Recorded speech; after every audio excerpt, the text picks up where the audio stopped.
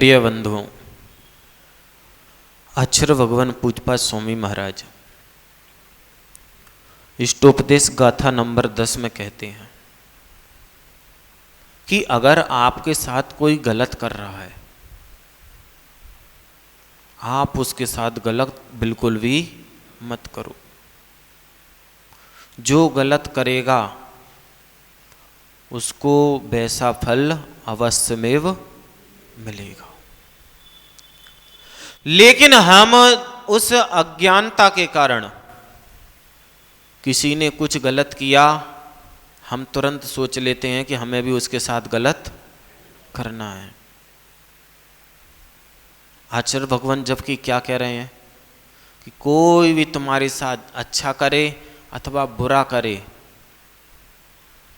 तुम्हें उसके साथ अच्छा ही करना है। क्योंकि हम जो करते हैं वह एक दर्पण के समान होता है। जैसा चेहरा अपना बनाओगे वैसे ही वापस तुम्हारे को दिखेगा। तुम यदि अच्छे से सज के संवर के उसमें देखोगे तो तुम्हें अच्छा चेहरा दिखेगा। तुमने बढ़िया अपना काला चेहरा राक्षसों की तरह बना लिया तो कैसे दिखोगे? कैसे दिखोगे? राक्षस की तरह। अब दर्पण का काम तो यही है कि जैसा हम करते हैं संसार में हमें बिल्कुल वैसे ही वापस मिलेगा। कहीं अगर आप एफडी जमा कर दो तो उसमें कुछ का कुछ मिलता है, कुछ का कुछ मिल जाता है, और कभी कभी तो ऐसा होता कि कुछ भी नहीं मिलता, कंपनी लेके भाग गई। लेकिन कर्मों की व्यवस्था ऐसी है कि जैसा हम करेंगे वैसा हमें रिटर्न वापस आएगा। एक बच्चा, उसकी माँ ने उसको डांट दिया और गुस्से के मारे वो भागता गया और एक ऐसी घाटी पे चला गया और वहां जाके चिल्ला रहा, माँ मैं तुमसे नफरत करता हूं, माँ मैं तुमसे नफरत करता हूं। रिटर्न आवाज क्या आ रही? रिटर्न क्या आवाज आ रही? माँ मैं तुमसे नफरत करता हूं। अब वह डर गया कि ऐसा कौन सा बच्चा है जो ऐसा चिल्ला रहा, बिल्कुल मेरी तरह। वापस घर पे आया, उसने माँ से कहा, माँ उसकी तुरंत समझ गई। माँ बोली जाओ अब वहीं पर जाके चिल्लाओ कि माँ मैं तुमसे प्यार करता हूँ। वो वहाँ पहुँचा, उसने क्या चिल्लाया? माँ मैं तुमसे प्यार करता हूँ। उसको वही आवाज़ सुनाई दी। वह वापस घर पे आया कि मम्मी मम्मी वहाँ पे एक बहुत अच्छा लड़का भी रहता है। वह अच्छा लड़का कौन था? वह बुरा लड़का कौन था? कौन था? कोई अलग से था क्या? कभी कभी रात को देखा होगा आपने, कुत्ते भौंकते हैं, भौंकते कि नहीं भौंकते? तो उन्हीं की आवाज़ उन्हीं को सुनाई देती। वो समझते कि सामने से एक कुत्ता और भौंक रहा, तो वो क्या करते? और भौंकने लगते। लेकिन भौंक किस पे रहा? दूसरा कुत्ता है क्या? नहीं है, वो स्वयं अपने आप पर भौंक रहा। हम ये सारी चीजें समझते हैं कि हमने अगर पूर्व में अच्छे किए हैं तो अच्छा फल मिल रहा, और बुरे किए हैं तो बुरा फल मिल रहा। लेकिन हम फिर भी अपने कृत्यों को, अपने काम को, अपने कार्यों को परिमार्जित यानी शुद्ध नहीं करते हैं, साफ नहीं करते हैं, अच्छे नहीं करते हैं। किस कारण से? कि हम समझते हैं कि हमने दूसरे के लिए गड्ढा खोद दिया। और अगर न्यूज़ सुनते हो ना तो कभी कभी ये खबर भी आती है कि जो गड्ढा खोद रहा था वही उसी में जाके गिर के मर गया। तो आचार्य भगवान यही तो कह रहे हैं कमल जी, आचार्य भगवान यही तो कह रहे हैं कि अगर तुम्हारे साथ कोई बुरा करता है तुम तो बिल्कुल उसे समय के ऊपर छोड़ दो। हम तो राग देश के बस, करुणा के बस उसको छोड़ सकते हैं, लेकिन समय किसी को नहीं छोड़ता। वह समय है जो सबका समय याद दिला देता है। आज हमारे पास बहुत धन दौलत है विनोद जी, आज हम पद पे बैठ गए, मान लो अध्यक्ष बन गए, मंत्री बन गए, हम चाहें हम अपने मन का कुछ भी करते रहें, मन का तो तुम कर लोगे, लेकिन समय तुम्हारे को शीशा जरूर दिखाएगा। यदि हम उस पद के बल पर हम सोच रहे हैं कि हम कुछ भी कर सकते हैं, तो लोग तो दब के रह जाएंगे। मान लो सोच ले मंत्री जी हैं, ठीक है भैया मंत्री हैं, अब क्या कहें उनसे, लेकिन समय बिल्कुल नहीं सोचता कि तुम अध्यक्ष हो कि मंत्री हो, तुम्हें आईना देखना पड़ेगा। हमारे 23वें प्रभु कौन से हैं? पार्श्वनाथ भगवान। समय ने उनको शीशा दिखा दिया, तो हम फिर कौन से खेत की मूली हैं? हम किस गलत फहमी में जी रहे हैं, हम कौन से भ्रम में जी रहे हैं कि हमें शीशा नहीं देखना पड़ेगा। जब भी तुम्हारी यहां से रवानगी होगी, एक बार तो तुम्हें उसमें अपनी झलक देखनी पड़ेगी। और उससे अच्छा है जाने से पहले झलक देखो, उससे अच्छा है कि आज ही देख लो। आज देख लोगे ना तो कल के दिन तुम्हें अच्छा देखने को मिलेगा, वरना कल जब आएगा ना तो तुम सोचोगे कि हमने ऐसा क्या किया था कि आज वह हमें दिन ऐसा देखना पड़ रहा है।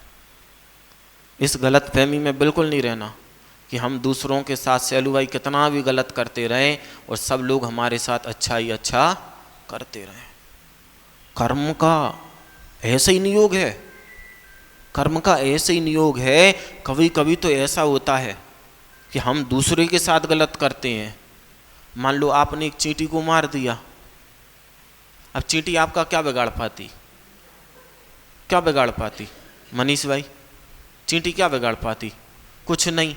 लेकिन अगर तुमने उस चींटी को मारा है तो कर्म का तुम्हारा ऐसा बंद होगा कि तुम भी चींटी की मौत मारे जाओगे। और यदि हम गर्व में फूलकर ये सोच रहे हैं कि हम बहुत महाबलवान हैं, महाशक्तिशाली हैं, हम जो चाहे वह कर ले। अभी महाराज जी उदाहरण दे रहे थे उस हाथी का, उसने मेढक के ऊपर पैर रख दिया, मतलब उसकी जान ले ली। मेढक कितना बड़ा, इतना सा, और हाथी कितना बड़ा। लेकिन अगर वह हाथी बहुत बड़ी गलत फहमी में जी रहा कि हमने मेढक को मार दिया, उसे ये नहीं पता कि एक चींटी में दम होती है तुम्हारी जान लेने की। हाथी के लिए शेर की आवश्यकता नहीं होती। हमें करना क्या है? हम किस गलत फहमी में जी रहे हैं? हमें जीवन मिला क्यों है? हम कर क्या रहे हैं? हमें जीवन इसलिए मिला है कि हम भी सुलझ जाएं और हमारे संपर्क में जो भी व्यक्ति आ रहा है वह भी सुलझता जाए। हम कर क्या रहे बाबूलाल जी? खुद तो उलझे बैठे, हम खुद तो उलझे बैठे और साथ में हम कोशिश कर रहे हैं कि दूसरों को भी उलझाते चले जाएं। तो आचार्य भगवान कह रहे हैं कि तुम अभी 84 के चक्कर में स्वयं उलझे थे, उलझे हो, और आने वाले समय में तुम सुलझने वाले तो बिल्कुल भी नहीं हो। ये गलत फहमी अपने दिमाग से कोसों दूर कर देना कि ऐसा होने वाला नहीं है, बिल्कुल ऐसा ही होएगा। आगम उठाकर तो देखो, हम कहानियों में जी रहे हैं। मोहन जी किस में जी रहे? कहानियों में जी रहे हैं कि कुछ ऐसा होगा, एक चमत्कार होगा और ऐसा हो जाएगा। कहानी तो उसका नाम ही कहानी है, जो मन से लिखी गई जवानी उसका नाम कहानी, मन की है वह तो। लेकिन हकीकत अगर देखना है तो आगम को खोलकर तो देखो। प्रवीण भाई, आगम जब जब आप खोलोगे ना, आपको ऐसा लगेगा कि बिल्कुल जैसा इसने किया है बिल्कुल वैसे ही हमारे सामने आता जा रहा। अब आप देखो, मकड़ी तो जानते होंगे सब लोग। मकड़ी क्या करती? क्या करती? किसके लिए? किसके लिए? किसके लिए? दूसरे के लिए। तो फंसता कौन है उसमें? कौन? स्वयं। अब आप समझ लो अशोक जी, मकड़ी जाला बुनती दूसरे के लिए और फंसता उसमें कौन है? वह स्वयं फंस जाती। और आचार्य भगवान पूजपाठ स्वामी महाराज इस गाथा में यही कह रहे हैं। वह गाना भजन आप सुनते हो, कौन सा? कौन सा? जो बोएगा वही पाएगा, अपना किया आगे आएगा। सुख दुख है क्या फल कर्मों का, जैसी करनी वैसी भरनी, जैसी करनी वैसी भरनी। सबको याद है, सबको याद है, लेकिन कभी किसी ने उसको एहसास नहीं किया। और एहसास नहीं किया है, इसलिए आचार्यों ने कहा है कि तुम्हें उसको एहसास में भी लाना पड़ेगा। अब ऐसा नहीं कि हम किसी के साथ बुरा करें, हम किसी के साथ बुरा करें तभी हमारे साथ बुरा हो। हम जब दूसरों के साथ अच्छा करते हैं कमल जी, जितना आप दूसरों के साथ अच्छा करोगे, आपके घर के अच्छा कर नहीं पाए प्रदीप भाई, आपके घर के लोग अच्छा नहीं कर पाए, अड़ोसी पड़ोसी, उस नगर का, उस राज्य का, उस देश का, उस विश्व का व्यक्ति कहां से कब आ जाए और आपके साथ अच्छा करके चला जाए। आपने अच्छा किया है तो अच्छा आपके सामने आएगा, भाई किसी के भी द्वारा आए। ऐसा नहीं कि हम बच्चों के साथ अच्छा कर रहे हैं तो बच्चे हमारे साथ अच्छा ही करें। जयंत भाई, ये तो सभी लोग देख रहे कि बच्चों के साथ कितना भी अच्छा करो, कितना भी अच्छा कर लो, बच्चे कभी भी हमारे साथ अच्छा नहीं करते। शंभू भाई, तुम कितना भी अच्छा कर लो, लेकिन कर्म कहता है कि तुमने अगर अपने बच्चों के साथ अच्छा किया है तो पड़ोसी आकर तुम्हारे बच्चों से अच्छा तुम्हारे साथ बर्ताव, तुम्हारे साथ अच्छा व्यवहार करके चला जाएगा। हमें किसी के साथ भी बुरा नहीं करना है, हमें जो भी मिल जाए हमें अच्छा ही करना है। लेकिन लोग सुनते हैं, पढ़ते हैं, लेकिन समझ नहीं पा रहे कि हम जिसके साथ बुरा कर रहे हैं, हम किसी के साथ बुरा कर रहे हैं, वापस हमारे साथ आएगा। अब वह बात अलग है कि आपने कल किया है, वह परसों आए। आज आपने गलत किया है, हो सकता 2 दिन बाद में आए, लेकिन आएगा। समय तो ले सकता है, समय तो ले सकता है, लेकिन समय छोड़ नहीं सकता। घड़ी आपकी कितनी भी बंद हो जाए, 2 दिन बंद रहेगी, 3 दिन बंद रहेगी, 4 दिन बंद रहेगी, लेकिन जब चलेगी तो बिल्कुल सही समय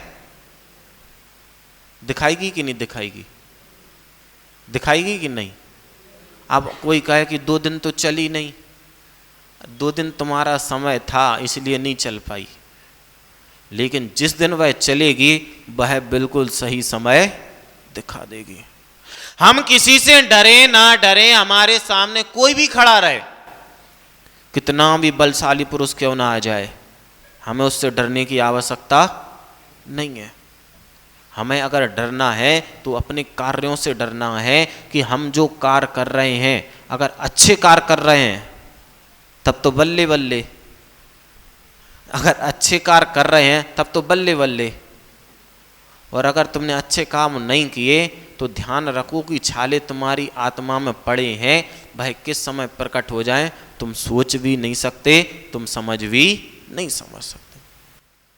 और आचार्य भगवान उदाहरण दे रहे हैं, वह गाथा में कह रहे हैं कि ब्राद कहम कथम हंत्रे जनाय परिकुप्यति, त्रिंगुलम पातयन पदभ्याम स्वयं दंडेन पात्यते। इष्टोपदेश एक ऐसा महाग्रंथ है जिसमें हर गाथाओं में उदाहरण दे के समझाए। अब आप सोचने नहीं बैठ जाओ कि किसने किया होगा बुरा, किसके साथ बुरा होगा, किसने अच्छा नहीं किया, संजय भाई किसके साथ अच्छा नहीं होगा। उन्होंने सीधा उदाहरण दे दिया कि 3 अंगुल का जो फावड़ा होता है, 3 अंगुल वाला फावड़ा देखे, वो गट्टी उठाने के काम में आता, ऐसा रहता। वह क्या होता, उसको जैसे जमीन में मारू ना और अगर वो सही व्यक्ति नहीं होगा पकड़ने वाला तो वह उसको उल्टा फेंक देता। वह फावड़ा जो यूज कर रहा है उसको ही उठा के फेंक देता। अब अलग से फेंकने को कोई व्यक्ति नहीं आता, वह ऐसी चोट करता है कि फावड़ा उस मट्टी में, उस बजरी में, उस गिट्टी में फंस जाता और व्यक्ति में वो चटके वह खुद गिर जाता।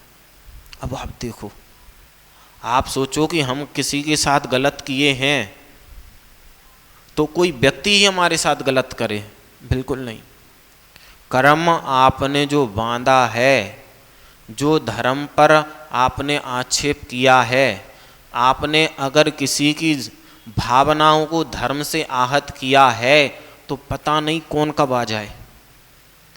अब देखो आप, पता चला अभी एक प्लेन क्रैश हुआ, उसके पहले एक और हुआ था, तो क्या सारे के सारे मारे गए थे? सारे मरे थे क्या? एक बच गया। माने हुआ सबके साथ सेम घटना, लेकिन एक व्यक्ति बच गया। कैसे? महावीर जी कैसे बच गया वो? क्योंकि उसने ऐसे कार्य किए ही नहीं थे कि उसको उस दुर्घटना में मरना पड़े। जो प्लेन क्रैश हुआ उसमें तो लोग मरे ही मरे, जहां गिरा था वहां के लोग भी मर गए। अब कौन व्यक्ति आया? वो पायलट आया था कि जहां लोग रहते थे वहां जाके हमें इसको क्रैश करना? बिल्कुल नहीं। हमने जो गलत काम किए हैं, हमने ऐसे लोगों के साथ गलत किया कि वह हमसे कुछ नहीं कह पा रहे, तो वह भावना कहां से आई?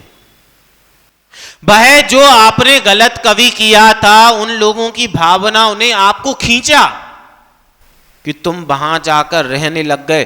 बेचारे वह स्टूडेंट कहां घर था, कहां जाकर पढ़ रहे थे।